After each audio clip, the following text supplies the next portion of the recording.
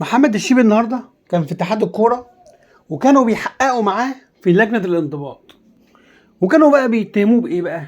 بيقولوا له انت ازاي يا محمد الشيبي يا لاعب بيراميدز تجرؤ وتروح تشتكي لاعب الاهلي حسين الشحات في المحاكم المدنيه وترفع عليه قضيه؟ دي جريمه، ده انت لازم تتعاقب على الجريمه اللي انت عملتها دي ومش هتعدي. الشيبي رد عليهم رد قاسي، قال لهم ان دي مش الواقعه الاولى. الواقعه الاولى في الامارات في ماتش السوبر ما بين الاهلي وبيراميدز، في 3 لعيبه من الاهلي ضربوني في الملعب، الشحات ومعلول والشناوي، والحكم اللي كان موجود في الملعب اللي هو محمود البنا حتى ما اداش لاي حد فيه انذار. وقلت بعد اللقاء اكيد لجنه الانضباط هتعاقبهم. برضه لجنه الانضباط في اتحاد الكره ما عاقبتش اي حد من لاعبي الاهلي رغم ان هم ضربوا حسين الشحات في الملعب.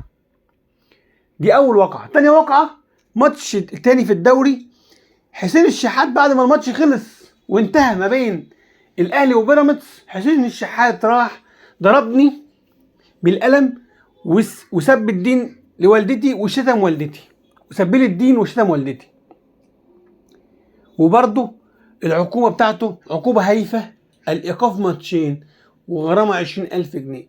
فانا ما خدتش حقي، الشيبي بيقول كده، انا ما خدتش حقي، وبالتالي كان لازم ارفع قضيه عشان اخد حقي اللي ما جابوليش اتحاد الكوره.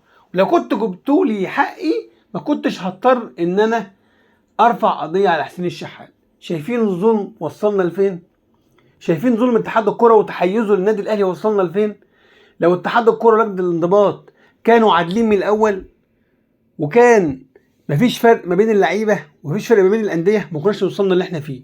لكن التحيز مع لعيبه النادي الاهلي خلاهم يتجرأوا ويضربوا اللعيبه ويشتموهم وفاكرين ان مفيش عقاب.